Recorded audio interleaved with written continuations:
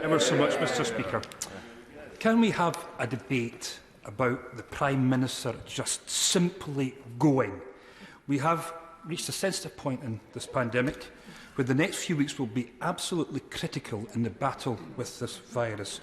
Yet we are led by someone who the public simply does not trust and who the public believe is less than truthful.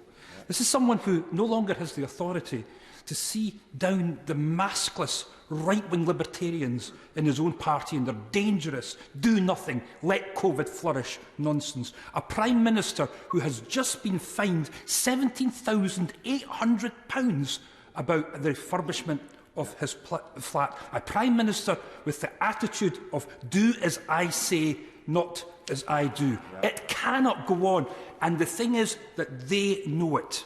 Now, Mr. Speaker, there's rumours, you've probably heard them, that the Leader is going to have the House rise on Tuesday so that the embarrassing indignity of PMQs is not repeated once again and the Prime Minister could sidestep all of them at the 1922 committee. Will he take this opportunity today to say this House will run until Thursday next week? And the Shadow Leader is absolutely right. It wasn't just Allegra Stratton who made light of the party that never was. The Leader of the House couldn't help himself at the Institute of Economic Affairs about these police investigations and his oh-so-funny, rib-tickling rubbish about imperial measures, his favourite subject. So here's another chance, Leader of the House. It's not just the women that have to apologise and resign. Apologise to this House for these insensitive remarks that you made the other day.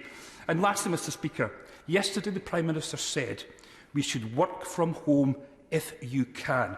Well, this House has shown that it can, with our virtual participation and our proxy voting.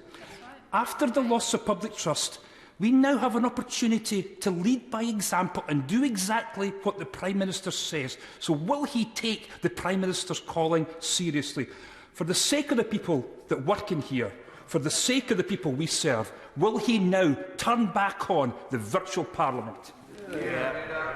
Mr. Speaker, once again the honourable gentleman is furious, and it's very hard to tell because his fury is so perpetual whether there are any degrees of fury that come forth from him.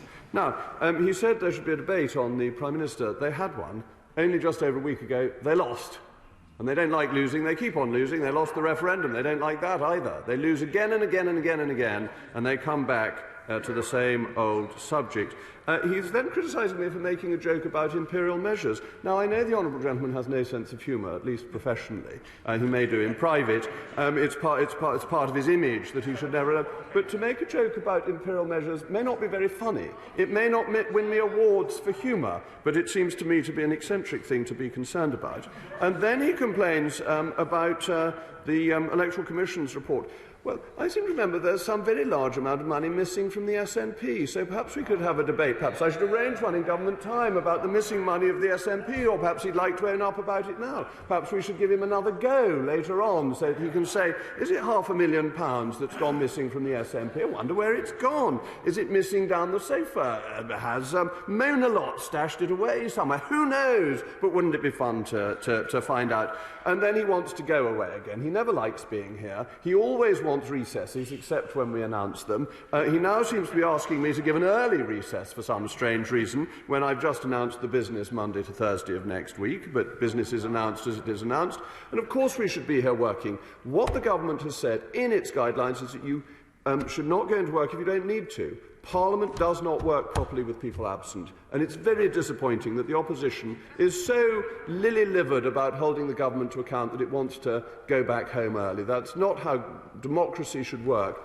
Being here, holding the government to account, asking the difficult questions is just as important as people being in their offices who are delivering government services. And we know from our constituents that services have not been as well delivered when people have been working from home. So absolutely, I know the House authorities will ensure that people who don't need to be here to deliver services will be able to work from home, and that's quite right. But democratic accountability requires MPs in this chamber, and that is the policy of Her Majesty's government.